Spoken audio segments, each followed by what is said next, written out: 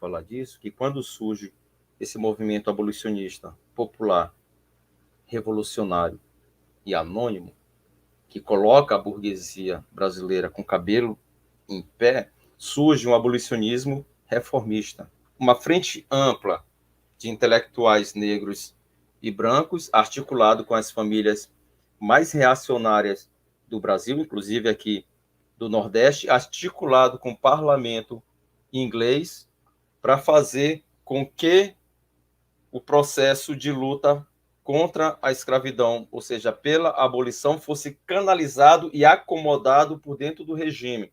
O próprio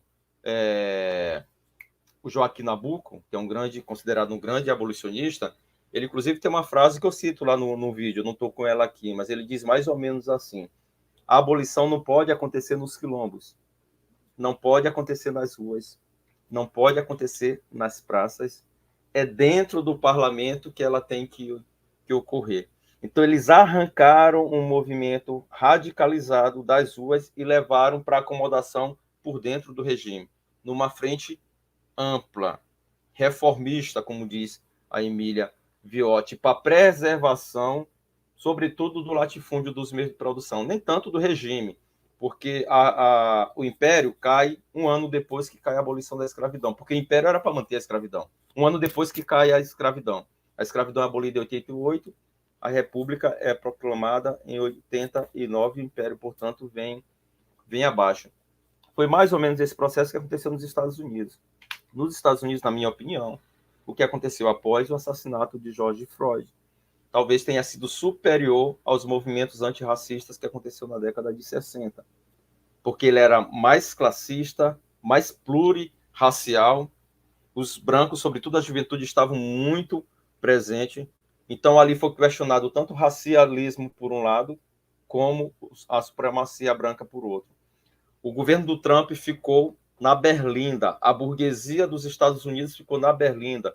Foi um movimento que se expandiu por todo o mundo, pela Europa também, tem aquelas cenas das pessoas derrubando as estátuas de escravagistas, jogando ao mar, uma pressão muito grande para ter um controle maior sobre a polícia, para desencarceramento, muito radicalizado. O que foi feito ali? O próprio Black Lives Matter, que na época nós do PSTU fizemos muita crítica, e todo mundo endeusando eles.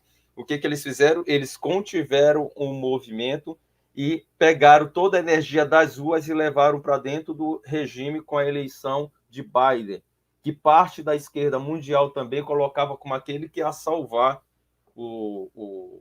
que ia resolver os problemas dos negros, até porque o vice dele era justamente esqueça agora a pronúncia dela, que é uma negra, inclusive. E o que aconteceu agora?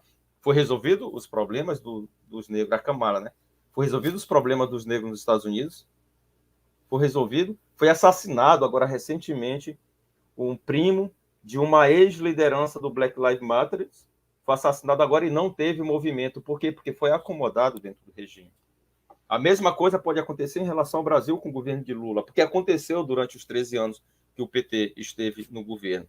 E, portanto, fica a lição para que nós possamos recuperar a pauta da política de reparações históricas, que não é só cotas, não é só ter mais negros na televisão, não é só ter mais negros na publicidade, mas é reforma agrária, é titulação das terras de remanescentes, é demarcação das terras indígenas, salário igual para emprego igual, é resolver o problema de desemprego do nosso povo, é resolver o problema da saúde do nosso povo, que é um absurdo o dado que você dá aí, velho.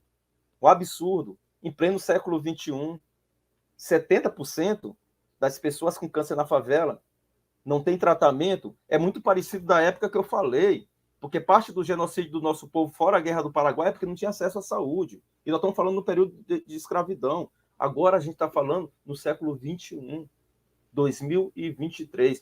Se o movimento negro não tiver independência em relação ao governo Lula, nós não vamos conseguir implementar a política de reparações históricas. Não vamos ter que ser a partir da classe trabalhadora.